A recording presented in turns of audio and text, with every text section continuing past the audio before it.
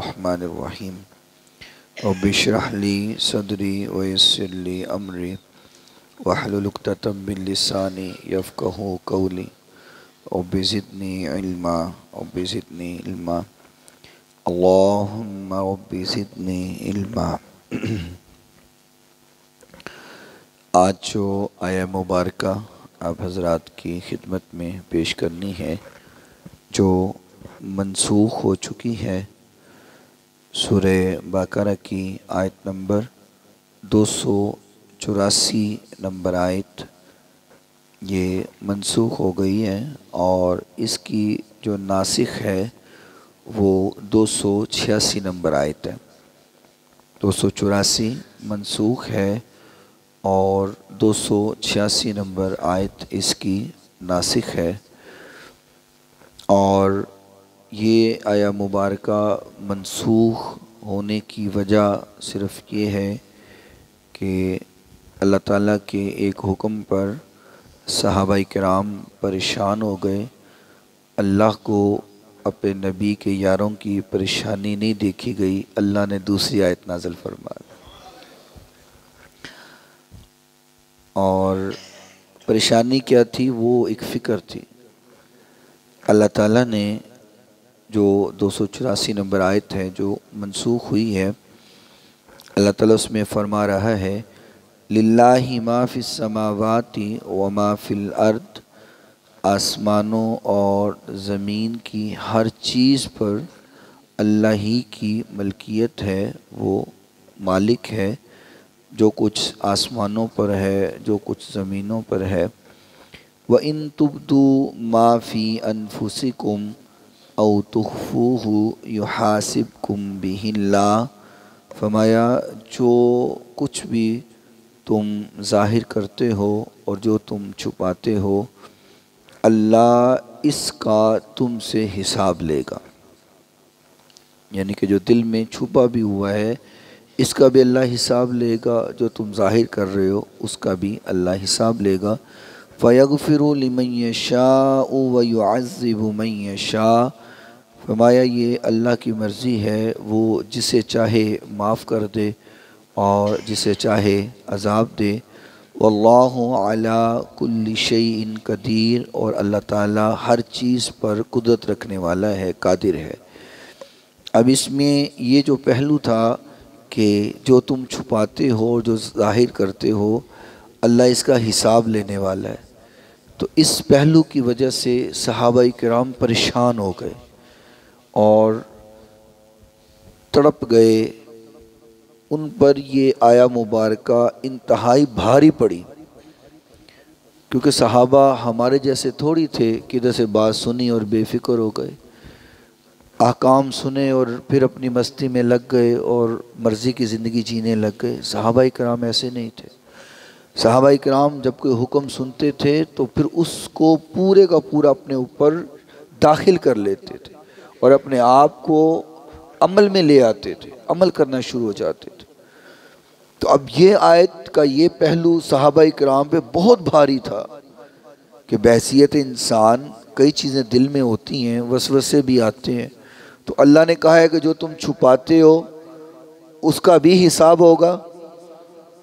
تو وہ صحابہ پریشان ہو گئے کہ اب جو دل میں باتیں چھپ جاتی ہیں ہم چھپا لیتے ہیں، یا وسوسہ آتا ہے ہم اس کو ظاہر نہیں کرتے، تو اگر اس کا بھی حساب ہوگا تو پھر تو ہم مارے جائیں گے۔ اس قدر فکر تھی صحابہ کرام، اور اس آیہ مبارکہ پر وہ پریشان ہو گئے کہ یا رسول اللہ ہم کیا کریں گے، جو دل میں ہے اس پر بھی اگر حساب ہو گیا اور اس کا حساب دینا پڑ گیا۔ تو صحابہ کرام رضوان اللہ علیہم اجمعین کانپ گئے، اس بات کو، اس آیہ مبارکہ کو سنتے ہوئے کانپ گئے، اور حضور نبی کریم صلی اللہ علیہ وسلم کی بارگاہ میں آئے اور گھٹنوں کے بل بیٹھ گئے۔ گھٹنوں کے بل، آپ جانتے گھٹنوں کے بل کیسے بندہ بیٹھتا ہے؟ یہ گھٹنے نیچے رکھ کے اور بندہ یوں جھک کر بیٹھ جاتا ہے، جیسے بندہ بے بس ہوتا ہے، لاچار ہوتا ہے۔ تو گھٹنے کے بل حضور نبی کریم صلی اللہ علیہ وسلم کے سامنے بیٹھ گئے، اور بلکہ حدیث میں ہے کہ گھٹنوں کے بل گر پڑے حضور کے سامنے کہ حضور یہ کیا حکم نازل ہو گیا ہمارے لیے۔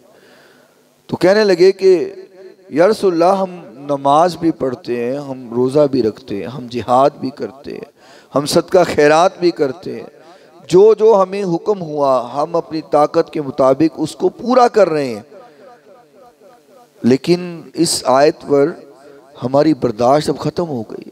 یا رسول اللہ، جو دلوں میں ہے اس کا بھی حساب ہوگا، تو اب ان وسوسوں سے تو بچنا بڑا مشکل ہے، یا رسول اللہ اس کا بھی حساب ہوگا۔ تو حضور نبی کریم صلی اللہ علیہ وسلم ان کی صحابہ اکرام کی اس بات پر ناراض ہوئے، فرمایا کہ تم یہود و نصارہ کی طرح باتیں کر رہے ہو، جیسے یہود و نصارہ نے کہا تھا، پیچھے آپ سورہ بقرہ کی آیات میں درس سن چکے، انہوں نے کہا تھا کہ ہم نے سنا، اور سننے کے بعد انہوں نے کہا جی ہم نہیں مانتے، سن لیا، مومنوں کے سامنے کہنے لگے ہم نے سنا اور مان لیا، اور بعد میں کہنے لگے ہم نہیں مانتے۔ تو حضور فرماتے ہیں تم یہود و نصارہ والی بات کرتے ہو، میرے ساتھ آ کے میرے پاس پہنچ کے یہود و نصارہ والا کلام کر رہے ہو۔ فرمایا ہم تو تم لوگوں کی بخشش کا سبب چاہتے ہیں کہ اللہ بخش دے، ہر معاملے کو بخش دے، لیکن صحابہ اکرام رضوان اللہ علیہ مجمعین پر اس قسم کے کلمات جاری ہو گئے کہ یا اللہ اب ہم کیا کریں گے، دل کے حالوں پر بھی اب تو حساب لے گا ہمارا۔ تو پھر صحابہ اکرام کی یہ کیفیت دیکھتے ہوئے اور ان کی حالت دیکھتے ہوئے کہ صحابہ اس قدر پریشان ہو گئے ہیں کہ دل کی باتوں پر بھی حساب ہونا ہے، تو اللہ تعالیٰ نے پھر اس آیت کو منسوخ کر دیا اور اس کی جگہ پر 286 نمبر آیت نازل فرما دی، اور اللہ تعالیٰ نے فرمایا لا یکلف اللہ نفسا الا وسعها، فرمایا اللہ تعالیٰ کسی جان کو اس کی طاقت سے زیادہ تکلیف نہیں دیتا۔ فرمایا میرے نبی کے یارو پریشان نہ ہو، کیوں پریشان ہو گئے ہو؟ لا یکلف اللہ نفسا الا وسعها، فرمایا اللہ کبھی بھی طاقت سے زیادہ کسی پر تکلیف نہیں ڈالتا، بوجھ نہیں ڈالتا، جتنی انسان کو طاقت ہوتی ہے اللہ اتنی ہی تکلیف دیتا ہے جتنی وہ برداشت کر سکے۔ کس قدر اللہ نے دل جوئی فرمائی ہے، ان کے پریشان ہونے پر آیت ہی منسوخ کر دی، اور اس کی ناسخ میں پھر اللہ تعالیٰ ان کی دل جوئی کر رہا ہے، ان کو تسلی دے رہا ہے، بھائی کیوں پریشان ہو رہے ہو؟ لا یکلف اللہ نفسا الا وسعها، اللہ کسی کی طاقت سے زیادہ اس کو تکلیف نہیں دیتا، اس پر آزمائش نہیں ڈالتا۔ فرمایا لہا ما کسبت وعلیہا ما اکتسبت، جو نیکی کرے وہ اس کے لیے اور جو برائی کرے وہ اس کے لیے، یعنی کہ وہ جو حکم تھا کہ دلوں میں بھی جو ہے اس کا بھی حساب لے گا اللہ نے اس کو بدل دیا۔ فرمایا جو تم نیکی کرو گے اب اس کا بھی تمہیں صلہ مل جائے گا، اور جو برائی کرو گے صرف اس کی پکڑ ہوگی، دل والی بات کی اب پکڑ تم سے نہیں ہوگی۔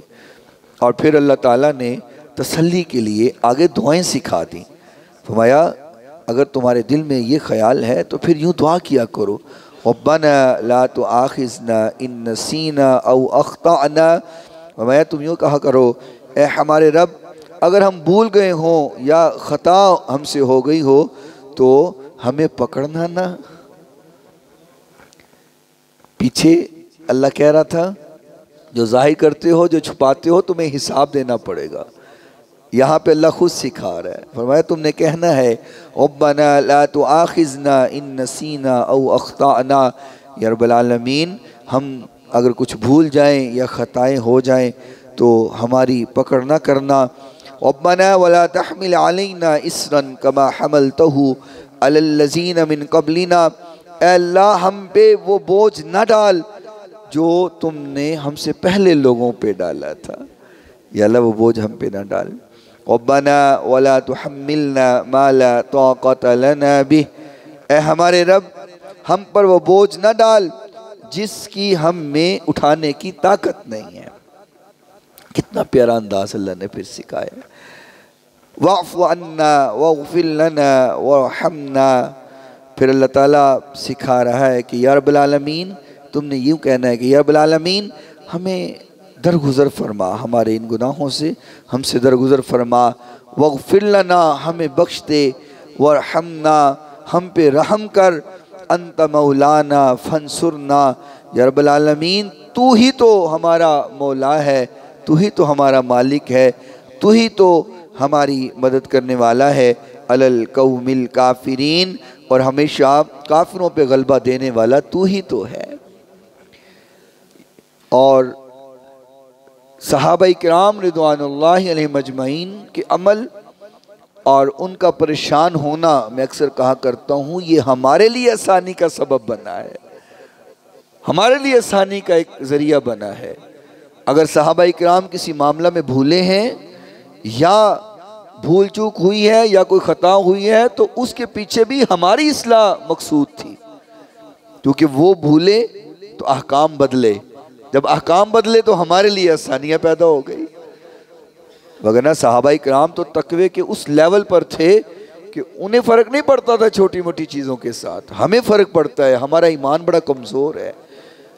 تو ان کے سوال کرنا اور ان کا پریشان ہونا یا ان سے کوئی بھول ہونا، وہ اللہ تعالیٰ نے ہمارے لیے آسانی کے ذریعے بنائے، اور پھر جب احکام بدلے تو وہ آسانیاں ہمارے لیے بن گئی ہیں۔ اب جیسے پچھلی آیہ مبارکہ سے صحابہ اگر پریشان نہ ہوتے تو حکم تو وہی رہتا کہ جو ظاہر کر رہے ہو اس پر بھی حساب دینا پڑے گا، جو دل میں وسوسہ آ گیا اس کا بھی حساب دینا پڑے گا۔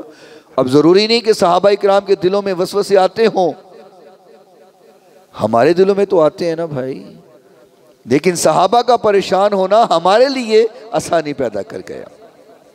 جیسے حضرت سیدنا صدیق اکبر رضی اللہ تعالیٰ عنہ ایک مرتبہ رستہ میں تشریف لیتے آ رہے تھے، تو راستے میں ایک صحابی ملے حضرت ابو حنظلہ رضی اللہ تعالیٰ عنہ۔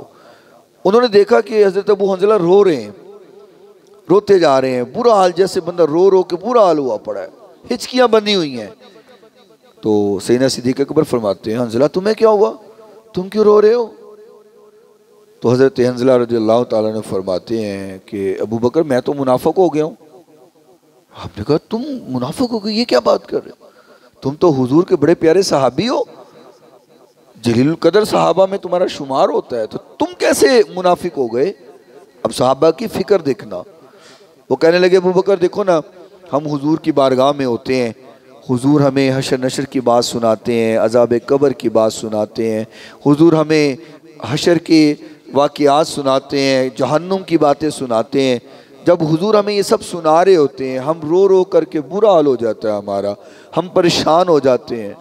اور احادیث میں آتا ہے کہ صحابہ اتنا روتے تھے، اس قدر روتے تھے کہ جہاں پہ وہ بیٹھے ہوتے تھے صفیں آنسوؤں سے تر ہو جاتی تھی، اس قدر روتے تھے صحابہ۔ حالانکہ ان کو رضی اللہ عنہ ورضوا عنہ کا سرٹیفکیٹ ملا ہوا ہے کہ اللہ تم پہ راضی ہے، تم اللہ پہ راضی ہو، پھر بھی روتے تھے اتنا۔ ہمیں تو رونا آتا ہی نہیں، ہم کہتے ہیں اسی پکے جنتی ہیں، اسی تے عاشق رسول ہیں، سانو کی لوڑ ہے۔ تو وہ اس قدر صحابہ روتے تھے، تو کہا ابو بکر ہم تو رو رو کر کے برا حال کر لیتے ہیں جب حضور کی بارگاہ میں ہوتے ہیں، لیکن جب حضور کی بارگاہ سے اٹھ کر جاتے ہیں تو کچھ باتیں ہمیں یاد رہ جاتی ہیں، کچھ ہم بھول جاتے ہیں۔ اب جو یاد رہتی ہیں اس پر عمل کرتے ہیں، جو بھول جاتی ہیں عمل نہیں ہو پاتا، تو یہ تو منافقت ہو گئی۔ یہ بات سنی سیدنا صدیق اکبر رضی اللہ تعالیٰ عنہ تو وہ بھی رونے لگے۔ کہا حنظلہ میرے ساتھ بھی ایسا ہی ہوتا ہے، مجھے بھی کچھ یاد رہتا ہے، کچھ بھول جاتا ہوں، تو اس کا مطلب اگر تم منافق ہو گئے تو پھر میں بھی منافق ہو گیا ہوں۔ صدیق اکبر بھی رونے لگ گئے، اور دونوں صحابہ روتے روتے حضور کی بارگاہ میں حاضر ہوئے۔ محبوب کائنات علیہ السلام نے فرمایا ابو بکر و حنظلہ تمہیں کیا ہوا، رو کیوں رہے ہو؟ تو حضور کو سارا واقعہ سنایا، حضور یہ بات ہوئی ہے اور ہمیں یہ فکر لاحق ہو گئی کہ ہم کدو منافق ہو گئے ہیں۔ تو حضور نبی کریم صلی اللہ علیہ وسلم مسکرائے، آپ بھی مسکرائیں، حضور کی سنت پوری ہو جائے گی۔ آقا مسکرائے، اور آقا نے مسکرا کر کے فرمایا ابو بکر و حنظلہ یہ رونے اور پریشان ہونے والی بات نہیں ہے، یہ انسانی فطرت ہے۔ انسان کچھ سنتا ہے اور پھر اس میں کچھ یاد رہ جاتا ہے، کچھ وہ بھول جاتا ہے، اس میں منافقت والی بات نہیں ہے، یہ تو انسانی فطرت کا تقاضا ہے۔ لیکن اگر ایسا ہو جائے انسان جو بھی بات سنے اس کے اوپر عمل کرنا شروع کر دے، جو بھی بات سنے، کلام سنے، عمل پیرا ہو جائے، تو آقا نے فرمایا تم اپنے بستروں پر سوئے ہو، رحمتوں کے فرشتے تم پر تب بھی دعائیں کر رہے ہو۔ اگر ایسی زندگی انسان کی ہو جائے کہ جو بھی بات سنے عمل کرنا شروع کر دے، فرمایا رحمت کے فرشتے تم سوئے بھی ہو تو تم پر دعائیں کر رہے ہو۔ اللہ تعالی ہمیں عمل پیرا ہونے کی توفیق عطا فرمائے۔ قرۃ عینی